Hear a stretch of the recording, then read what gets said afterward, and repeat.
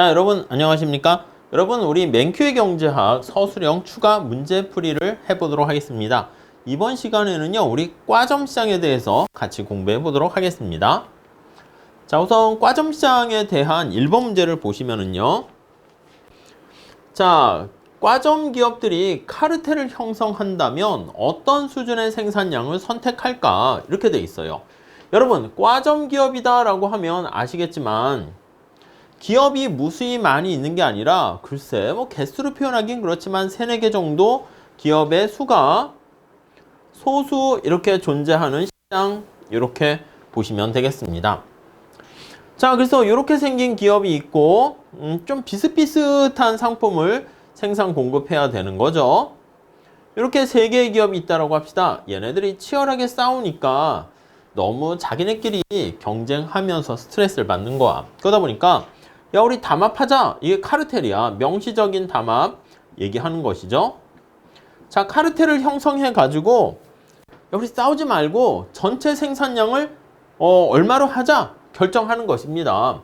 자, 그래서 생산량을 독점 수준에 해당하는 만큼 이렇게 결정을 하는 거예요.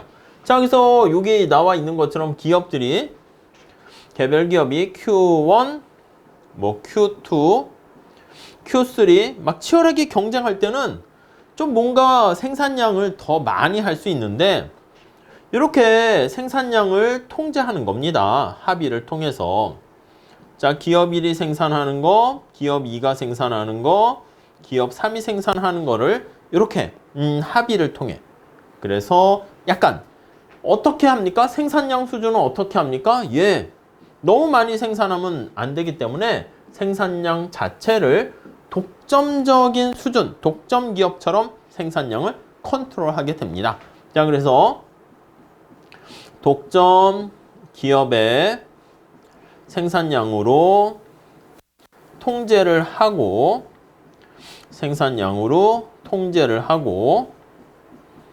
자, 그 다음에 물론 이제 이게 기업이 약간 규모도 다르고 석유 같은 오페크 생각하시면 약간 똑같이 n분의 1로 이렇게 생산할 수 있는 건 아니잖아. 그러니까 보통 매장량이나 그 전에 시장 점유율에 맞춰서 적절하게 감축한다 라고 보시면 되겠습니다. 자, 결국 여기서 얘기하는 것은 독점 기업 생산량과 같게 생산하게 되는 것이죠. 자, 그렇기 때문에 만약에 생산량을 카르텔을 형성하지 않고 독자적으로 생산을 한다라고 하면 앞에 카르텔에 비해서 생산은 어떻게 되겠습니까? 더 많이 생산한다고. 그래서 여기 나와 있는 것처럼 뭐라고 할까? 카르텔이 깨지면 붕괴가 된다라고 하면 붕괴 시, 그러면 자기가 이제 서로 치열하게 경쟁을 하는 것이니까 생산량은, 시장 전체 생산량은 증가하게 된다라는 것을 우리가 알 수 있겠습니다. 뭐 그 정도 정리하시면 되겠습니다. 자, 다음 문제 한번 풀어보도록 하겠습니다. 자, 우리가 과점시장과 관련해서는요, 이렇게 용의자의 딜레마라는, 용의자의 고민 상황에 직면한다라고 얘기합니다. 자, 용의자의 전략 선택과 결과를 표로 나타내서 과점시장에서 도대체 무엇을 배울 수 있는가를 한번 생각해 보세요. 이렇게 얘기합니다. 여러분, 용의자의 딜레마, 우리 맨큐 경제학 책에 보시면 2명의 용의자가 같이 등장하게 됩니다. 자, 그랬을 때 뭐 남자와 여자 용의자가 등장한다라고 했을 때 플레이어가 둘 등장하게 되는 거죠. 자, 그랬을 때 그 2명의 플레이어 A, B, 클라이드와 본이 이렇게 있습니다.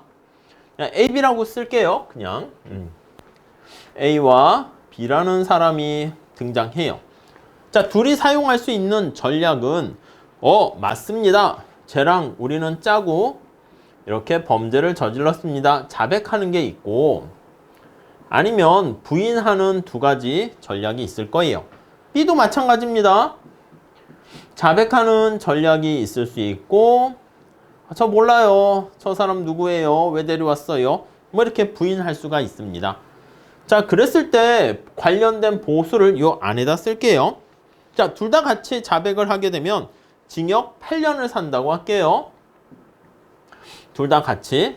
근데 A는 자백했어. 근데 B가 부인을 하면 여기 보시면 부인한 사람은, 자백한 사람은 그냥 무죄 그리고 부인한 사람은 20년 이렇게 된다 할게요. 이게 숫자가 큰 게 좋은 게 아니야. 그래서 가끔은 앞에다 마이너스를 붙이기도 해요. 고통스러운 거니까. 까먹이 있어서 즐거운 사람 있어요? 아니잖아. 그러니까 마이너스를 붙여서 고통으로 표현하기도 하는데 우리가 합의가 되면 감옥에 있는 숫자다. 그러면 당연히 숫자가 큰 게 나쁘다라는 걸 알 수 있겠죠. 자, 이렇게 되면 A가 끝까지 부인을 했어. 그러면 20년 사시고 자백을 하면 수사에 협조해준 대가로 무죄 방면 풀어준다. 만약에 둘 다 끝까지 전 몰라요. 이렇게 되면 그냥 1년씩 산다라고 할게요.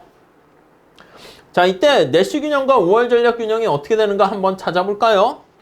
자, B가 자백했어. 그럼 A 입장에서는 자백하면 8년인데 부인하면 어떻게 해요? 20년이야. 그러니까 이렇게 동그라미 칠하면 되겠습니다. 자, B가 부인을 했습니다. A가 자백하면 빵년인데 부인하면 1년이야. 아유, 그냥 감옥 생활은 안 하는 게 낫죠. 그런 학교는 안 다니는 게 좋습니다. 다음. 자, 만약에 A가 자백을 했어. 그럼 B가 자백을 하게 되면 8년인데 부인하게 되면 20년이야. 자백을 하는 선택을 하게 되고, 자, A가 부인을 했습니다. 그러면 B가 자백하면 빵년인데 부인하게 되면 1년이니까 요걸 선택합니다. 자, 그러면 아시다시피 요거 꺽쇠가 어느 한쪽으로 쭉 이렇게 있잖아. 그러니까 요런 경우 자백을 우월 전략이 있다. 요렇게 얘기를 합니다. 여기도 마찬가지야. A라는 사람도요, 이렇게 꺽쇠가 한쪽으로 이렇게 정해지잖아요. 그러면 이것도 우월 전략이 있다. 이렇게 생각을 하시면 되겠습니다. 자, 그러니까 이 경우에 여러분들이 생각할 때 우월 전략, dominant strategy equilibrium이다 라고 하면 우월 전략 균형은 자, 둘 다 자백하게 되는 겁니다. 이해 가시죠? 근데 이게 또 꺽쇠가 두 개 같이 있는 게 이게 내쉬 균형 아니겠습니까? 그래서 우월 전략 균형이자 내쉬 전략 균형 이렇게 얘기할 수 있고요. 자, 이게 뭐다? 예, 둘 다 자백을 하게 되는 것이다 라는 거 알 수가 있습니다. 똑같습니다. 둘 다 자백해서 자백 8년씩 사는 거야. 자백 이렇게 생각하시면 되겠습니다. 오케이? 자, 용의자 고민을 통해 왜 이런 게 나왔습니까? 하면 서로 상대를 믿지 못하는 거야. 이게 둘이 대화할 수 있게 서로 눈짓 뭐 이렇게 시그널을 주고받지 못하게 서로 각방에 이렇게 나눠서 취조하게 되는 경우 서로 어떻게 보면 EJ 같이 이간질을 시키는 겁니다. 자, 그러다 보니까 과점 시장에서 무엇을 배울 수 있겠습니까? 하면요, 마찬가지입니다. 자, 과점 시장에서요, 우리가 봤을 때 두 기업이 같이 카르텔, 이게 이제 명시적 담합 같은 경우는 좀 그러니까 암묵적인 담합을 통해서 더 이윤을 극대화, 여기 보시면 둘 다 부인을 하게 되면 더 나은 상태로 갈 수가 있음에도 불구하고 그렇게 가지 못하는 상황이 발생하게 되는데, 예, 왜 이런 상황이 가지 못하니? 암묵적인 합의를 왜 지키지 못하니? 이게 이제 상대가 배신할 요인이 있기 때문에 그렇다라는 것을 알 수가 있게 되는 것이죠. 네, 그 정도 정리하시면 되겠습니다. 자, 다음에 기업들이 어떤 협약을 맺는 것이 불법인가? 자, 우리가 기본적으로요, 기업은 뭐 협약을 어떻게 맺을 수 있어. 근데 예를 들면 기업들이 서로 우리 경쟁, 반경쟁, 그러니까 반독점 이렇게 되는 독점금지법이 있기 때문에 뭐 가격을 뭐 합의한다거나 경쟁을 저해하는 거 아니겠습니까? 아니면은 가격을 인상하는 거야. 인상해서 낮추지 않는 거야. 아니면 치열한 경쟁을 억제하기 위해서 생산량, 산출량을 감축하는 거야. 이렇게 감축하게 되는 이러한 합의에 이르게 되면 이거는 사실상 불법이다. 이렇게 보시면 되겠습니다. 왜요? 아니, 이게 어떻게 보면 적법한 것일 수도 있어도요.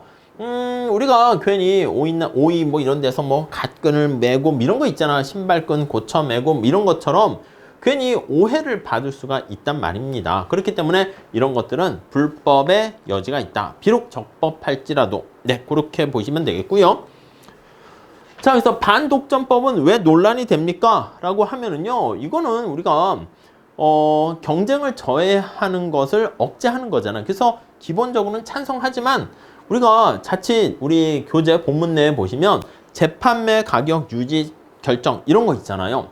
뭐 그런 것들 관련해 가지고는 뭐 찬반 논쟁 그런 것도 있습니다. 그렇기 때문에 우리가 이제 획일적으로 무조건 다 독점적인 요소가 강하니까 금지하고 인정하고 이게 아니라 기업들의 어떤 행동을 하나하나 보면서 또 규제를 해야 된다. 그렇게 주장하는 사람들도 있게 되는 것이죠. 뭐 그 정도로 정리하시면 될 것 같습니다. 자, 이렇게 해서요, 우리가 과점시장은요, 게임 이론하고 같이 연결해서 여러분들이 체크해 보실 필요가 있겠습니다. 자, 여기까지 할게요. 감사합니다.